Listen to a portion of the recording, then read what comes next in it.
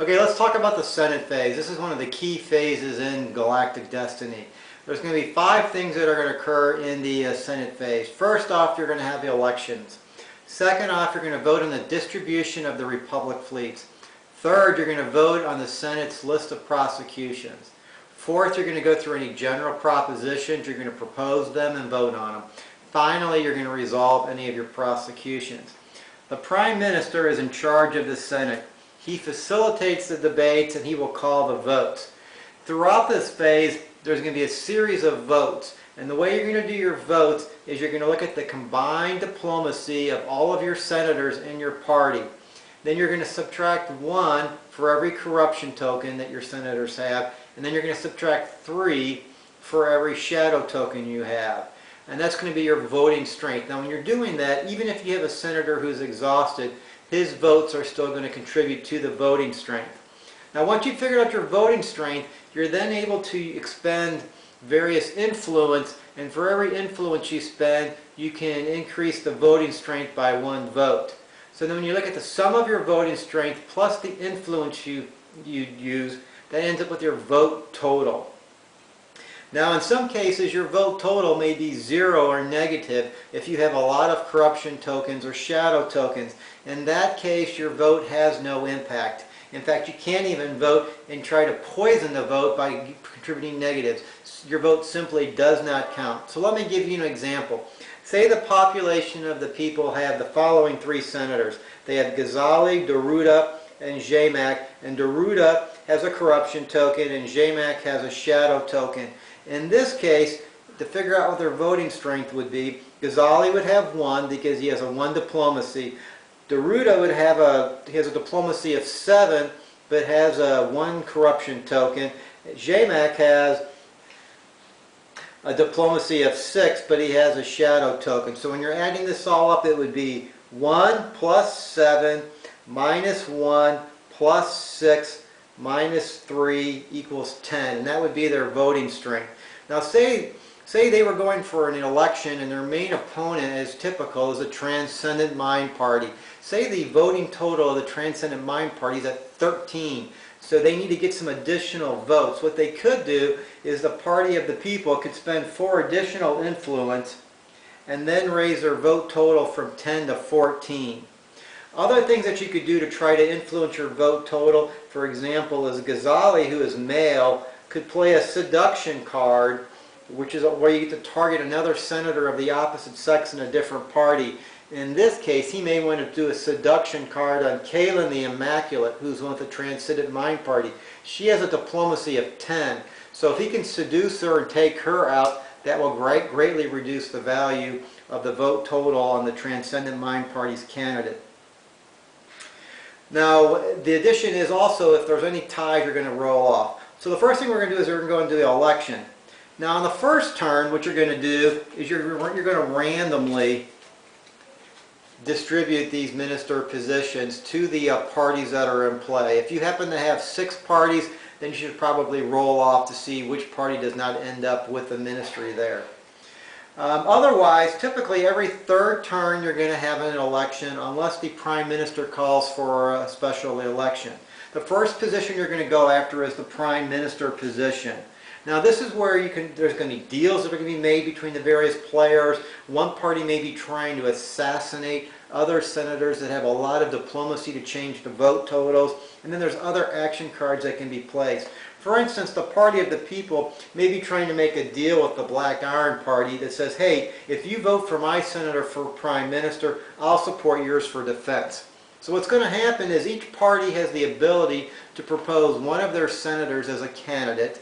Once they've all done that, you're going to do your deals, and once the list of candidates has been narrowed down, at that point, the candidates that are up for election, you'll go through all the parties and you'll add up the vote total for each of the candidates and see who wins.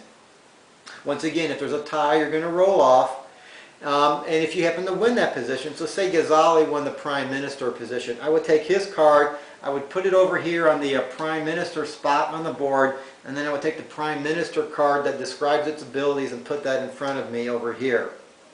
Now once the Prime Minister's position has been chosen, the Prime Minister gets to decide which of the order that the additional ministries will be put up for a vote. Another thing that after you've gone through your elections, the next thing you're going to do is you're going to vote on where is the Republic fleet going to go.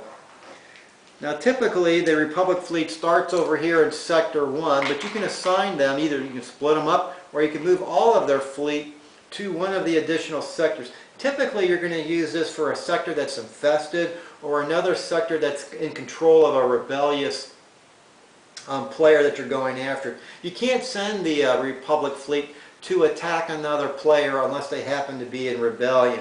Now one of the things to keep in mind is that the Minister of Defense can spend some corruption and use his ability to redeploy the Republic fleet to his own gain. The third phase that we're going to go through is what's called prosecutions. In this case, the senator is typically going to vote who do they want to prosecute, and that'll be one of the senators. Typically, this is a senator that either has a lot of corruption or shadow tokens, and because of it, he's causing the infestation die rolls to have a lot of die roll modifiers. It's hard to attack the infested sectors because they're getting all these additional die. So this is a good way to get rid of some of that collective corruption and shadow tokens in play. So the Senate can decide who they're going to vote on that. In addition, the Minister of Justice can use his ability to say, I'm going to go ahead and prosecute this guy and choose anybody he wants. Another option is that you can use the obviously guilty card in this case. So for instance, say the Transcendental Mind Party is upset that one of their senators was seduced. They could play the obviously guilty card and say JMAC, and then he will be up for corruption. I mean, he'll be up for the prosecution part there too. Another thing that you might want to do is sometimes it's just time to sacrifice one of your senators. This is a good way where you can load them up with corruption and shadow tokens, take full advantage of all that evil, and then just get rid of him. You can either get rid of him by playing an early retirement card, or you can just let him go through and be executed during the prosecution phase, and then you no longer have to worry about all that additional corruption or shadow anymore. Okay, let's continue with the second part of the Senate phase. When it comes to propositions, there's a couple rules. There's what's called the Bill of Sentient Rights, and these are some of the requirements that any bill that's proposed have to meet. For instance, the Senate cannot create resources or assign sectors. Money and influence can only come from the board, action, or ministry abilities.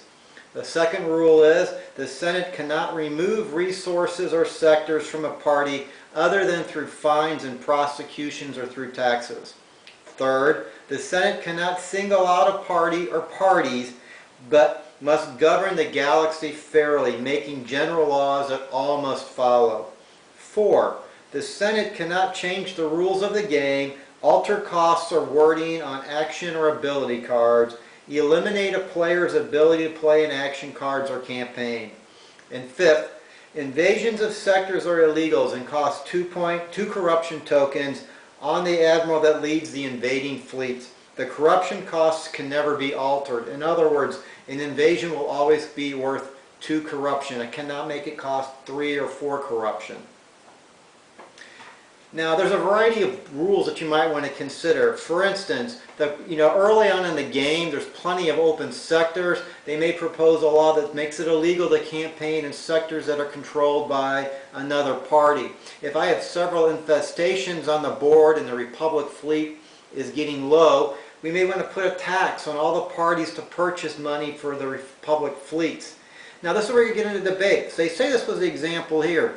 Party of the People only have 2 sectors. The Transcendental Mind Party has 5 sectors. Both parties agree that the Republic needs more fleets to combat the infestation. However, the Party of the People with 2 sectors might say, look, I think we ought to charge 3 money per sector that's controlled. Whereas the Transcendental Mind Party that controls 5 sectors may say, no, I think it should be a flat rate of, say, 5 money for every party. And this is where they can get debate and they can try to make deals with other parties to have their version or the other version come up victorious. Another option for a proposition might be, hey, all parties have to send some fleets or admirals against the infested sector because the Republic fleet needs some additional help.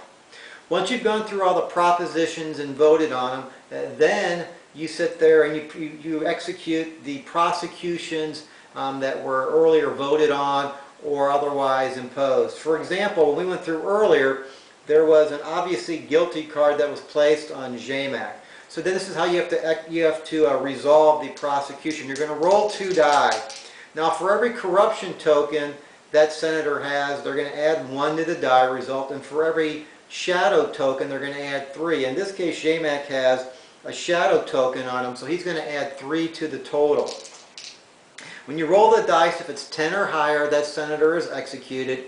If it's 6 to 9, they are guilty, they lose any ministry positions they have, and they're fined 5 money. If they're 3 to 5, the roll is 3 to 5, they're innocent.